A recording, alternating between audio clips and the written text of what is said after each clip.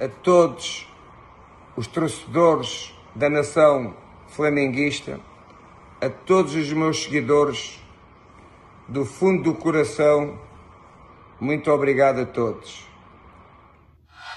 Como informávamos na sexta-feira passada, há uma semana, no meu portal no UOL, trouxe informação aqui no canal, também na ESPN, o técnico Jorge Jesus, já há uma semana, estava inclinado a aceitar a proposta do Benfica.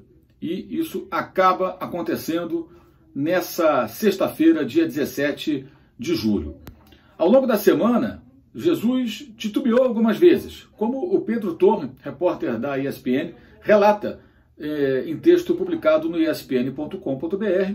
O link para o texto está aqui embaixo na descrição do vídeo, como também o link para o meu texto da semana passada. Naquela oportunidade eu dizia que era uma tendência, que ele estava inclinado a aceitar. E por que a gente não crava nada nessas horas? Por uma razão muito simples, não existe uma decisão, não existe um fato concreto, existe uma tendência. A pessoa comenta com alguns amigos e a informação acaba chegando aos jornalistas que está inclinado a aceitar, demonstra, dá sinais. E a gente trabalha com essa informação. Ao longo da semana, o Flamengo tentou convencer os jogadores, ele refletiu muito, o Benfica subiu proposta e acabou conseguindo convencê-lo a voltar. Algumas razões que eu já citei, inclusive lá no meu blog no UOL, já falei na ESPN, que a gente tem que considerar, são as questões que envolvem a vida do Jorge Jesus no Brasil. Viver no Brasil como em condições normais é um cenário. Nessas condições atuais é um outro cenário muito complicado. Por exemplo, por mais que ele tenha dinheiro, que o Flamengo pague a passagem dos familiares, ele não pode receber a família com muita frequência aqui no Brasil. Aliás, não pode nem receber a família no Brasil. Quem em sã consciência vai sair de Portugal, que sempre teve um grande controle até, né, em relação a outros países, nessa pandemia, impedindo que o vírus se proliferasse, quem vai sair de lá para passar dias no Brasil, no Rio de Janeiro, com tanta gente pegando a doença e morrendo? Não tem sentido, ninguém fará isso. E ele certamente não ia querer colocar os familiares dele em risco, ou trazê-los para colocá-los enfurnados no apartamento, porque você está no Rio de Janeiro, mas se você circular, sair, você está se expondo. E tem muita gente circulando. Então é evidente que essa é uma condição que é uma condição nova. Ah, mas ele renovou o contrato recentemente. Sim, renovou o contrato com a intenção de ficar, talvez imaginando que a situação do país não ficasse tão ruim. Enfim, só ele sabe, né? E não havia proposta do Benfica. Eu venho dizendo já há algum tempo, muita gente não entendeu. O Benfica não está nadando em dinheiro, gente. Não está nadando em dinheiro. O Benfica já teve alguns problemas, a imprensa portuguesa aborda isso de forma muito superficial, acho eu, tá? Mas já tivemos, vamos lá. Pandemia.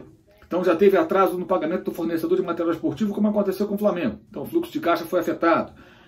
A receita caiu também de sócios torcedores, que é importantíssima para o clube encarnado, mas caiu por quê? Porque não tem jogo com público. Então, primeiro não tinha jogo, depois não tem jogo com público. Então o pessoal para de pagar, alguns sofrendo também economicamente, financeiramente com a pandemia, acabam tendo que cortar alguns custos, então tem a queda, como aconteceu com vários e vários clubes, todos eles praticamente, perdendo receita de sócio torcedor. Automaticamente também não tem público se não tem receita de bilheteria, que é outra grana importante para o Benfica. O clube, inclusive, pegou 50 milhões de euros emprestados agora, recentemente. Eram 35, subiu para 50. Porque tem crédito na praça, porque vinha numa boa condição. Tanto que vendeu o João Félix muito bem para o Atlético de Madrid, então milhões de euros a receber e tudo mais, e conseguiu com isso ter uma boa situação financeira. Essa é a condição no mundo normal, no mundo natural. Mas estamos vivendo uma situação diferente agora. O Benfica está enfrentando o momento em que, na pandemia, você não tem todas as receitas. Soma-se a isso a perda do título para o Porto, um título que parecia certo, 7 pontos à frente, de repente o time desandou a perder, o Porto passou à frente, acabou ganhando o Campeonato Português até com certa folga, gerando uma crise muito grande no futebol do clube. E o presidente, né, precisa dar uma satisfação para alguém, porque em outubro tem a eleição. Ele também é envolvido com vários outros questionamentos, além do time de futebol. Enfim, aí ele faz o quê? Ele joga pesado. O Benfica hoje não teria condições normais de ficar fazendo esse tipo de proposta dentro de um cenário mais racional, né? Porque não é só o salário do Jesus. O Jesus vem com ele embutido o quê? Toda a sua equipe e também contratações que o técnico vai querer. Ele não vai querer trabalhar com o elenco que está lá. E a grande contratação do Benfica em tempos recentes, nessa temporada, foi o Pedrinho, que ainda não se apresentou e não foi pago, 20 milhões de euros. Conseguirá o Benfica fazer contratações de maior peso, contratar jogadores de 50, 60 milhões de euros? Né? É bem complicado. Nada impede que o clube continue fazendo loucuras financeiras. né? Clubes brasileiros fazem isso, clubes de Portugal também podem fazê-lo. Mas a saída do Jesus, acho que tem que ser analisada dentro desse contexto, e a situação do Benfica, que faz um esforço muito grande para contar com o jogador. Isso não seria pensado há algum tempo. Mas o presidente não está muito preocupado com isso. Ele acha que o Jesus é a solução dos seus problemas e resolveu jogar todas as suas cartas no técnico que deixa o Flamengo. Um detalhe que é importante, só para você entender.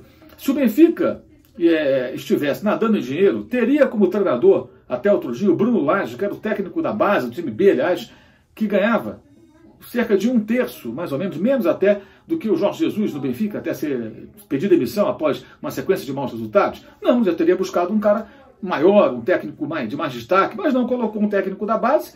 Ele deu certo no primeiro momento, teve seu contrato prorrogado, ganhou um aumento, mas não foi buscar outro, porque estava dentro de uma realidade naquele momento.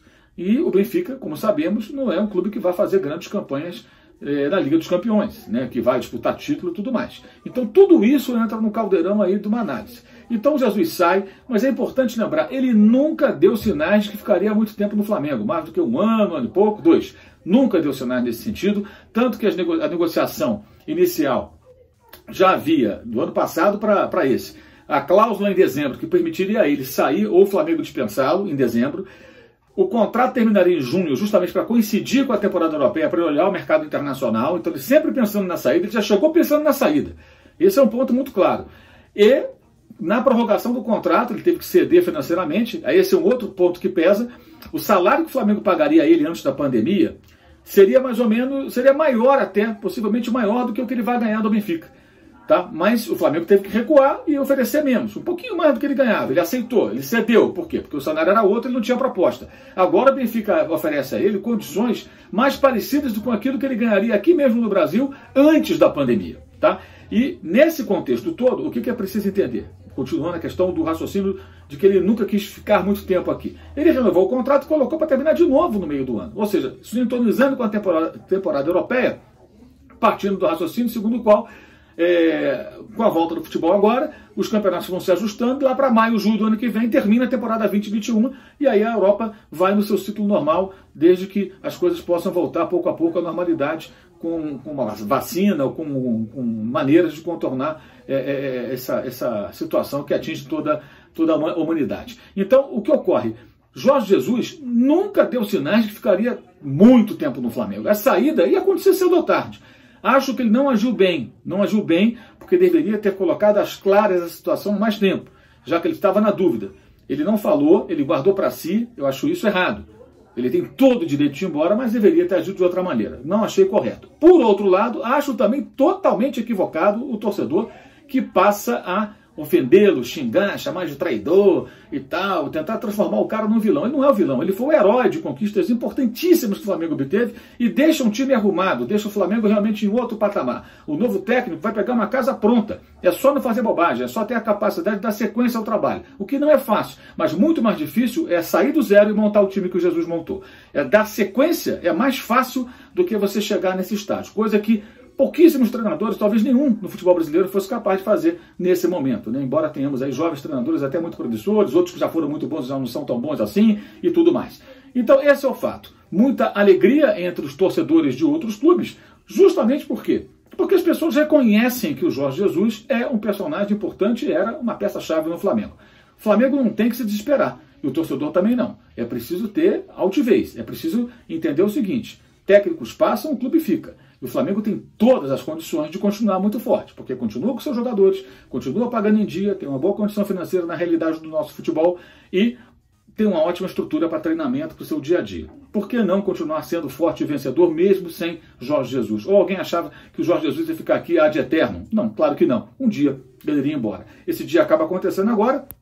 São algumas semanas para a estreia no Campeonato Brasileiro. O Flamengo vai ter que andar bem rápido e fazer uma escolha bem criteriosa do substituto. Mas vamos combinar, né? Embora o Jesus não tenha falado, já há algum tempo, algumas semanas, sabe-se da possibilidade de sua saída. Diante disso, o que deveria fazer o Flamengo desde já começar a pensar em nomes? Né? Imagino que esteja pensando. Não estavam atrás de técnico, até porque seria uma tolice e daria ao português um argumento para ir embora.